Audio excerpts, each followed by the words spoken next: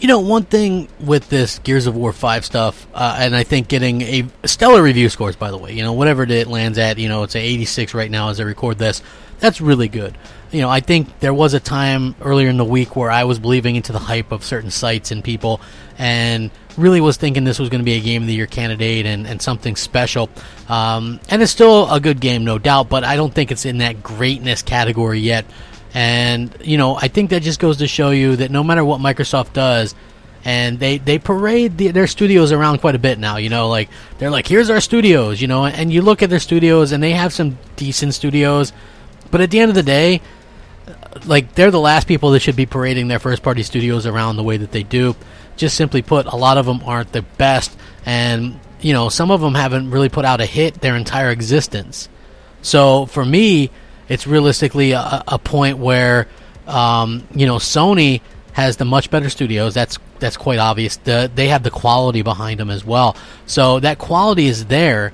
And while the quality is there, we also have to keep in mind that Microsoft will probably never match the quality of Sony's first-party output. And I think that's fine. But at the same time, I think that you have to be realistic if you're an Xbox fan, because I do see a ton of Xbox fans really just kind of get bent out of shape whenever you bring up something like this. Like, listen, the Coalition, they're not Naughty Dog, okay? They're not Sony Santa Monica.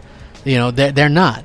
So, at the end of the day, don't expect them to get, like, the 90-plus meta-rated scores and things like this, because it's likely not going to happen. Now, with that being said, they can have certainly serviceable games, but it is harder and harder when you're an IP factory to come out with something fresh and something new when you're on the 5th or 6th entry of a franchise. So I think 86, 87, whatever, is a more than great score for a good game.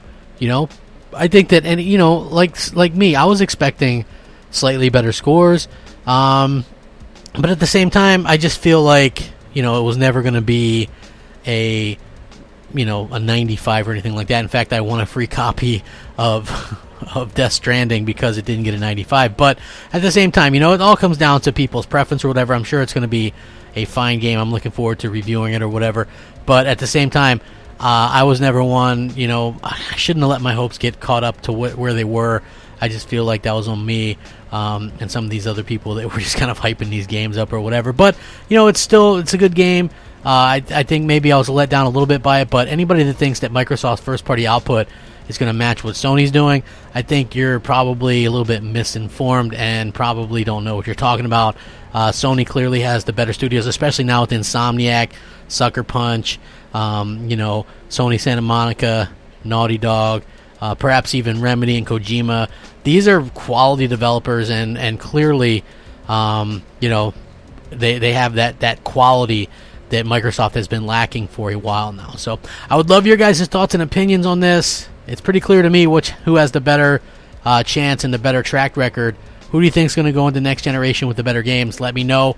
Rate, comment, subscribe. Thank you so much for watching. Rack 'em up. Crapgamer out.